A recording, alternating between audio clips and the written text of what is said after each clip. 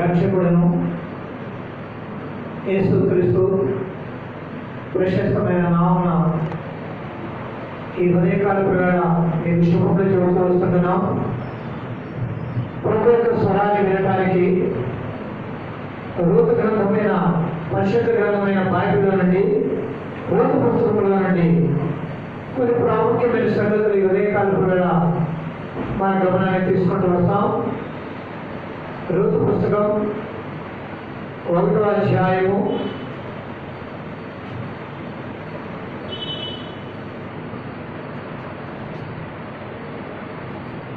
4వ వచనం. వారు మోయాబు స్త్రీలను పెళ్లి చేసుకుని వారిలో ఒక దాని పేరు వర్ప, రెండవ దాని పేరు మోయాబు స్త్రీలు అని రాయబడతా వచ్చింది. 22వ వచనం. అటు ఆమెతో కూడా మోయాబురాలైన రూతు అను అతని కోడలను మోయాబు దేశం నుండి తిరిగి వచ్చి వారిద్దరూ యవనపు ఆరంభములో బెత్లెహేములో చేరి. 2 స్థలాలు కనబడతా ఉన్నాయి. ఒకటి మోయాబు, రెండవది బెత్లెహేము. మోయాబు మానవుని జీవితం యొక్క పాప సంబంధమైన నైజానికి సాదృశ్యంగా కనబడతా ఉంది. ఆదికాండం 10వ అధ్యాయంలో ఈ మోయాబు మనకు ప్రత్యక్షపడతాడు. ఆదికాండ పుస్తకం 10వ అధ్యాయంలో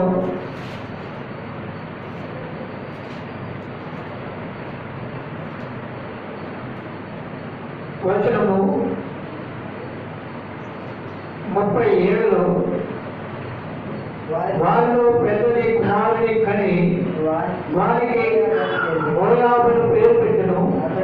అతడు నేటి వరకు మోయాబీయులకు మూల పురుషులుగా ఎంచబడెను. 38వ వచనం చూద్దాం. చిన్నది కూడా కుమారుని కని వారికి బెన్యామీను పేరు పెట్టెను. అతడు నేటి వరకు అమ్మోనీయులకు మూల పురుషుడిగా ఉండెను. ఈ మోయాబీయులు అమ్మోనీయులు అనేవారు దేవుని ప్రజలకు ఓ భయంకరమైన శత్రు సమాజముగా ఎంతబడతా వస్తూ ఉన్నారు. యెహోషువ గ్రంథం 1వ అధ్యాయం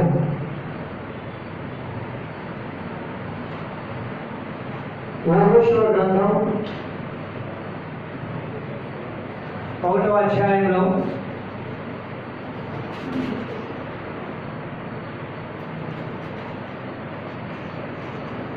వచనము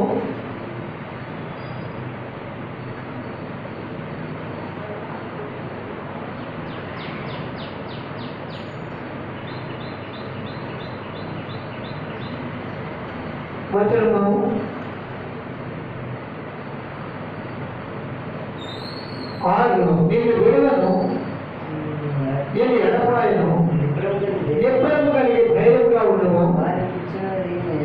వారికి ఇచ్చినని వారి పితరులతో ప్రమాణము చేసిన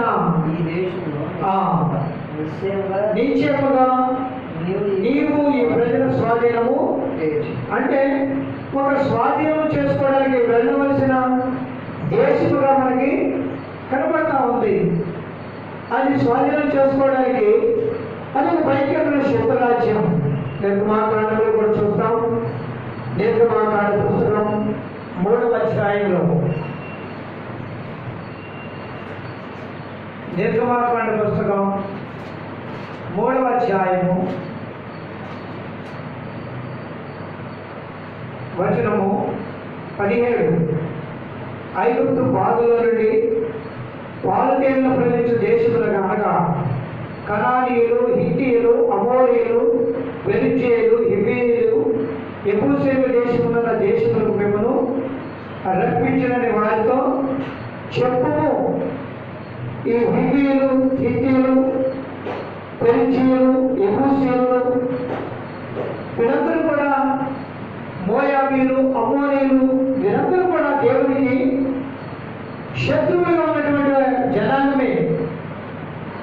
ఈ ప్రాంతం నుండి వారిని తీసుకురావడానికి దేవుడు ఇశ్రాయేలు ప్రజలకు దాదాపుగా ఎంతో టైం పట్ల వచ్చింది. ఐగుప్తులోనే 430 సంవత్సరాలు ఉన్నారు. అరణ్య ప్రదేశంలో దాదాపుగా ఇంకా 40 ఏళ్ళు ఉన్నారు. స్వాధీనపరచుకోవడానికి వారు దాదాపుగా 31 మంది రాజులను జయించాల్సిన ఆవశ్యకత కనబడతా వచ్చింది. యెహోషువ గ్రంథం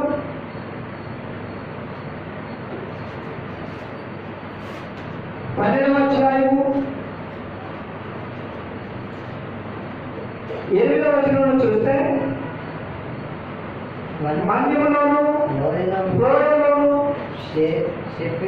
షెఫేల ప్రదేశములను షరియా ప్రదేశములను అరణ్యములను దక్షిణ దేశంలో ఉండిన హిత్తీయులు, అమోరీయులు, కనానీయులు, పెరిజ్జీయులు, హివ్వీయులు, యెబూసీయుల రాజులను ఇశ్రాయేలు పట్టుకొని వారెవరనగా యెరికో రాజు, బేతేలు దగ్గరున్న హాయి రాజు, యెరూషలేము రాజు, హెబ్రోను రాజు, ఎల్మోను రాజు, లాకీషు రాజు, ఎగ్లోను రాజు, గెరెజు రాజు, దిబేలు రాజు, గెబేలు రాజు, హోర్మా రాజు, అనాదు రాజు, లిబ్మా రాజు, అదుల్లామ రాజు, మక్కేల రాజు, బేతేలు రాజు, తప్పుయ రాజు. ఇట్లాగా చూసుకుంటూ పోతే దాదాపుగా రాజులందరి సంఖ్య 31 రాయబడింది. కాబట్టి 31 మంది రాజులను జయించడానికి ప్రతి విధమైన యుద్ధాలు చేయవలసిన ఆవశ్యకత ఆ దినాల్లో వారికి కలిగింది. ఆనాగల వారు మరి ఆ దేశాన్ని స్వాధీనం చేసుకోవడానికి అంత గొప్ప యుద్ధాలను వారు చేయవలసిన ఆవశ్యకత వస్తూ వచ్చింది. ఆ తర్వాత వారు మధ్య ప్రదేశాలను, మైదాన ప్రదేశాలను, రకరకాల పల్లపు భూములను తండ్రి మరి అనగా ఎన్నో భూములను వారు స్వాధీనం చేసుకుంటూ వచ్చినారు. వారికి స్వాస్థ్యముగా దొరికింది. 12 గోత్రాలకు ఆ స్వాస్థ్యాన్ని యెహోషువ పంచిపెడుతూ వచ్చాడు. కాబట్టి ఇలాంటి పరిస్థితుల మధ్యన బేత్లెహేము అనే ఆ శ్రేష్టమైనటువంటి యూదా రాజ్యంలో కరువు తటస్థించి వచ్చింది. ఆ కరువు కాలంలో బేత్లెహేము నుండి మరి ఓ శ్రేష్టమైనటువంటి కుటుంబం అనగా ఈనాడు మనము పాఠానికి మూలమైనటువంటి మనుషుడు ఎలీమెలెకు అనే ఒక వ్యక్తి నయమని తన భార్యను వెంట పెట్టుకొని మోయాబు దేశానికి వెళ్ళినాడు. ఇది పరిస్థితి. ఈ చరిత్ర చెప్పడానికి ఆ మోయాబు గురించి ఇంత మనము ఆలోచించాల్సిన ఆవశ్యకత వస్తూ వచ్చింది. అయితే ఇట్లాంటి దేశంలో ఓ శ్రేష్టమైనటువంటి కుటుంబం ఎలీమెలెకు కుటుంబం ప్రవేశించడం ద్వారా మోయాబు దేశంలో ఓ శ్రేష్టమైన వ్యక్తిని బయటకు తీసుకురావడానికి కారణమవుతా వచ్చింది. ఒకవేళ ఎలీమెలెకు నయమి కుటుంబం మోయాబు దేశానికి వెళ్ళకపోతే రూతు అనే శ్రేష్టమైన వ్యక్తి బయటకు రావడం కష్టమై ఉండేది. ఆ వంశంలోని యేసుప్రభువు లోకానికి రావడం అనేది ఆ వంశానికి ఆరంభంగా ఉండకుండా పోయేది. ఈ రూతుల నుండి ఓబేదుల నుండి యెషీల నుండి దావీదు వంశంలో నుండి ప్రభు యేసుక్రీస్తు వారు జన్మించడానికి ఇష్టపడ్డారు. అంటే ఇప్పుడు మీరు చెప్పాల్సింది మనం వెనకాల్సిన సంగతి ఏంటంటే ఒక భయంకరమైనటువంటి శత్రు కుటుంబంలో నుండి శ్రేష్టమైన విశ్వాస సంబంధమైన కుటుంబం రావడం అనేది దేవుని యొక్క అనాదికాల ప్రణాళిక సంకల్పం. దాన్ని ఆదికాండ 1:28 అంటాడు, మీరు ఫలించి అభివృద్ధి పొంది భూమిని ఫలించి దాన్ని రూపొంచుకోండి.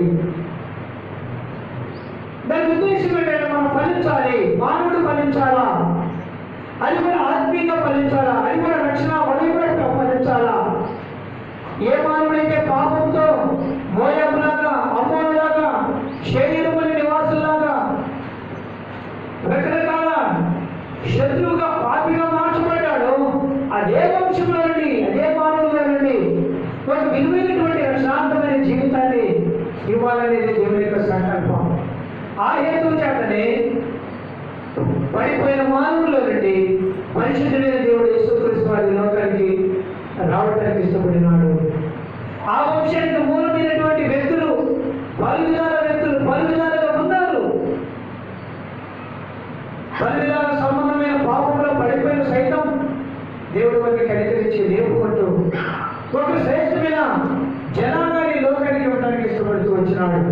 సో అట్లు మోయాబు నుండి బేత్లెహేముకు మార్చబడినటువంటి స్థితి, మానవుల యొక్క స్థితి పాప సంబంధంగా పడిపోయిందిగా ఉన్నప్పుడు బేత్లెహేముకు ఆయన మారుస్తూ వచ్చినాడు. ఈ బేత్లెహేముకు రావడానికి దేవుడు చేసిన ఈ విలువైన కార్యాలు మన జీవితంలో మనం జరిగించడానికి జ్ఞాపకం చేయబడుతూ వస్తున్నాం. అక్కడ రాయబడిన మాట 3వ వచనంలో, నయోమి పెనిమిటైన ఎలీమెలెకు చనిపోయిన తర్వాత ఎలీమెలెకు మరణించాడు. ఒక మోయాబు స్త్రీని విలువైన వ్యక్తిగా బయటకు తీసుకురావడానికి ఒక వ్యక్తి మరణించాల్సిన ఆవశ్యకత వచ్చింది. ఒక మాటలో చెప్పాలంటే ఆ వంశమే అదంతా కూడా సమూల ధ్వంసమైపోయినట్లుగా చూస్తూ వస్తుంటున్నాం. ఎలీమెలెకు మాత్రమే కాదు, మరోలు గిలియాదులు కూడా మరణించినట్లుగా చూస్తాం. ఒక వంశం అంతా, ఒక కుటుంబం అంతా సమూల నాశనం అయిపోతే జరిగినటువంటి విలువైనటువంటి మార్గమే బేత్లెహేము. కాబట్టి ఉదయకాలం వేళ జ్ఞాపకం చేస్తూ వస్తున్నాం. పాప సంబంధమైన మోయాబులో ఉన్న నీకు నాకు మన ప్రభువైన యేసుక్రీస్తు వారు మరణాన్ని రుచించడం ద్వారా జరిగినటువంటి ఆత్మ సంబంధమైన బేత్లెహేమే రక్షణాత్మకమైనటువంటి జీవితం. ఒకవేళ పౌరులు గిలియోను ఎలీమెలెకు ముగ్గురు మరణించి ఉండకపోయినట్లయితే ఈ మోయాబు వారికి బేత్లెహేము దొరికేది కాదు. కాబట్టి ప్రియమైన స్నేహితుల సహోదరి ఉదయకాలంలో జ్ఞాపకం చేయబడుతున్న తత్వమైన దేవుడు, తండ్రి అయిన దేవుడు, కుమారుడైన దేవుని శిలోమరణానికి అప్పగించడం ద్వారా పరిశుద్ధాత్మ దేవుడు నీలో నాలో నూతనంగా జన్మించడానికి కారణమైన విలువైనటువంటి రక్షణాత్మకమైనటువంటి జీవితమే ఈ ఆత్మ సంబంధమైన రక్షణ అనేది జ్ఞాపకం చేయబడుతూ వస్తున్నాం. కాబట్టి మొట్టమొదట మానవుల నుండి జీవులకి దాటినామనే సంగతిని జ్ఞాపకం చేయబడుతూ వస్తున్నాం. రెండవది, ఇప్పుడు 6వ వచనంలో చూస్తాం. 1:6 వారికి ఆహారం ఇచ్చుటకు యెహోవా తన జనులను దర్శించరని ఆమె మోయాబులో వినిన కనుక మోయాబు దేశం నుంచి వెళ్ళటకై ఆమె ఆయన కోడలను ప్రయాణమైంది. ఇది సెకండ్ థింగ్ ఏంటంటే, ఇప్పుడు దర్శించే కాలాన్ని వారికి చూపించడం కొరకై ఇక్కడ ఒక భయంకరమైనటువంటి నిందలు, అవమానాలకు హేతు చేయబడినటువంటి స్థితి. దేవుడు దర్శించాడని వారు ఎరిగిన ఇక్కడ మోయాబులు అంటారు, ఏమో అక్కడ దేవుడు ఇస్తాడో లేదు, అక్కడ కరువులో ఉంటే దగ్గర ఇక్కడికి వచ్చింది అని రకరకాల నిందలు, అవమానములు, ఇబ్బందులు ఎదుర్కొని చేయవలసిన ప్రయాణం. ఇక్కడ బేత్లెహేము ప్రయాణం అనేది ఎంతో విలువైనది, శ్రేష్టమైనది, ఘనమైనదిగా కనబడినప్పటికీ దాని వెనుక గొప్ప నిందలు, అవమానములు, ఎదిరింపులు, బెదిరింపులు, శోధనలు జ్ఞాపకం చేయబడుతూ వస్తున్నాం. ఇది ప్రభువైన యేసుక్రీస్తు వారు నీ కొరకే నా కొరకే చేసినటువంటి ఆ గొప్ప విలువైనటువంటి కార్యం. ఆయన నీ కొరకే నా కొరకే నిందింపబడ్డాడు, అవమానపరచబడ్డాడు, శోధింపబడ్డాడు, దూషింపబడ్డాడు, బంధింపబడ్డాడు, కొట్టబడ్డాడు. ఇక్కడ కూడా ఏమంటారు చాలా మంది, బ్రతకి వీలేదు, అక్కడ చచ్చిపోతారు అని ఎంతోమంది వేధించి ఉండవచ్చు. కానీ వాటిని దాటుకొని రాగా జరిగినటువంటి బేత్లెహేము గొప్ప గొప్ప ఆధ్యాత్మికమైన రక్షణ కార్యమైన సంగతిని జ్ఞాపకం చేయబడుతున్నాం. ఇది ప్రభువులో నుండి నీకు నాకు అనుగ్రహింపబడింది. మూడవది,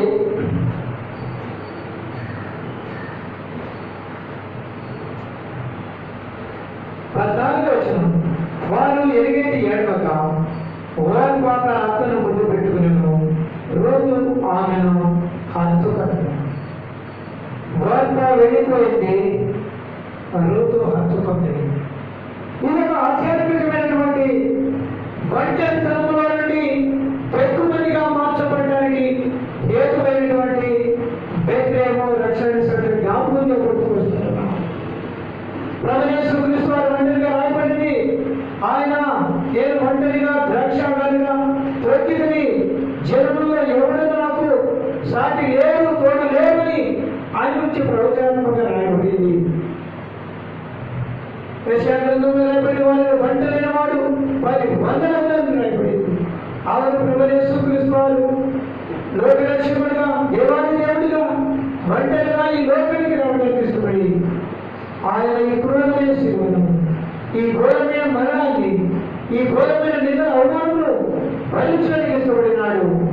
ఆయన ఒంటరిగా ఉన్నాడు, ఎక్కువ మందిగా చేసినాడు సంఘం, ఆ రాజకీయంగా చేసినాడు రక్షణ బెత్లెహేము. ప్రియమైన సహోదరి, అనేక సార్లు నీవు నేను వంటున్నాను కావాలని సంగతిని జ్ఞాపకం చెప్పడాన్ని ప్రభువు కోరుకుంటున్నాడు.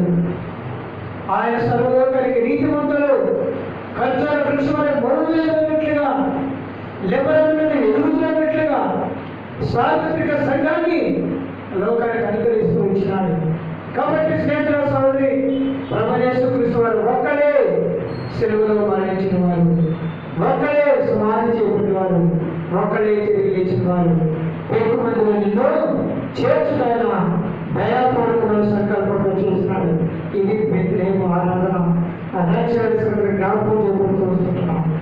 తర్వాత చూస్తే ఆమె మరి విధవరాలుగా వచ్చింది, వివాహితుగా మార్చబడింది. రూతు గ్రంథం 4వ అధ్యాయం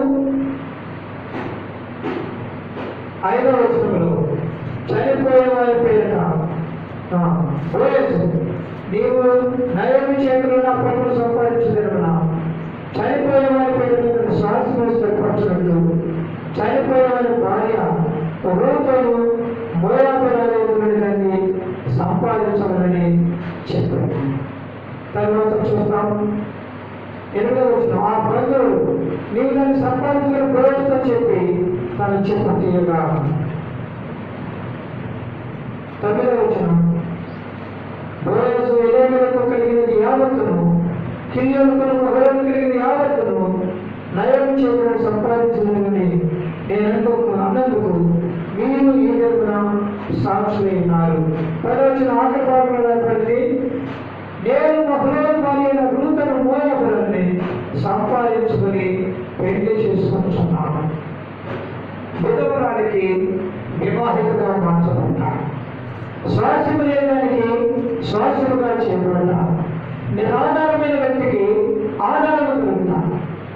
ప్రేమైన స్నేహితుల సహోదరి, ఈ ఉదయకాలపుగా నీ నా పరిస్థితి అంటే పాపం నీవు నన్ను శూన్యంగా చేసింది, విధవరాలుగా చేసింది, సాంపాద్యం లేని వారిగా చేసింది, శూన్యముగా చేసింది, ఇంకా లోతుగా చెప్పాలంటే దిగంబరులుగా చేసింది, దిక్కుమాలుగా చేసింది, ఆ నాదులుగా చేసింది, ఆగ్రహంతో అలమటించే వ్యక్తులుగా చేసింది. కానీ ఆ పాపకు స్వాస్థ్యాన్ని ప్రభువైన యేసుక్రీస్తు వారు సంపాదించుకొని నీకు నాకు వివాహితగా చేస్తూ వచ్చినాడు, కుటుంబంగా చేస్తూ వచ్చినాడు, పరిశుద్ధంగా చేస్తూ వచ్చినాడు, బెత్లెహేము పరిశుద్ధమైన సమాజముగా చేస్తూ వచ్చినాడు. స్నేహితుల, ఈ ఉదయకాల ఇవన్నింటిలో నా పాల్గొన ప్రేమ ఉండేది. మానవుని జీవనాన్ని దాటించినాడు, తర్వాత కరువు నుండి సమృద్ధిలోకి తీసుకొచ్చినాడు, బట్టలలో నుండి పెట్టుబడిగా తీసుకొచ్చినాడు, విధవగా ఉన్న స్థితి నుండి వివాహితగా చేసుకొచ్చినాడు. ఇది ప్రభువైన యేసుక్రీస్తు వారి శిలువలో మానవుల కొరకు చేసిన కలువరి బలియాగం. కనుకనే ఓ శ్రేష్ఠమైన స్వాస్థ్యానికి పరలోకానికి హక్కుదారులుగా చేస్తున్నాడు. లేకపోతే ఈ మానవ భౌతికమైన మానవ కాదు, కానీ ఆధ్యాత్మికమైన నరక పాత్రలుగా ఉన్నప్పుడు, మానవ పాత్రలుగా ఉన్నప్పుడు, పాపం సంబంధమైన జీవితాన్ని అనుభవించి మనకి పాత్రలుగా ఉన్నప్పుడు మనం రక్షించడానికి ఆ ప్రేమమయుడు కలువరిలో బలియాగం అవుతూ వచ్చినాడు, కొరడాదెబ్బలకు వేస్తూ వచ్చినాడు. ఇవన్నీ కూడా ఆయనే భరించినాడు. ఒంటరిగా ఆయన ఉన్నాడు, వివాహితంగా చేయడానికి ఆయనే స్థిరపరచబడినాడు. ఎంత అద్భుతమైనటువంటి ఆరాధన జీవితాన్ని మానవుడికి అనుభవిస్తూ వచ్చినాడు. స్నేహితుల సోదరి, నీ వయసు, నీ విద్య, నీ నాన్న నాకు తెలియదు, కానీ ప్రేమ కలిగిన దేవుడు ఈ పరిశుద్ధమైన సమాజంలో నిన్ను తీసుకుంటూ వచ్చినాడు. దీని కొరకు మోయాబు స్త్రీ రూతు జస్ట్ యాక్సెప్టెన్స్ ఇచ్చిందంటే, నేను వస్తా, నేను ఉంటా, నేను ఎరుగుతా, నేను ఆరాధిస్తా, నేను అందులో ఉంటానని ఒక చిన్న మాటలను అంగీకరించడం ద్వారా తన మోయాబు స్థితి మొత్తం మార్చబడి బెత్లెహేము స్థితిగా మార్చబడింది.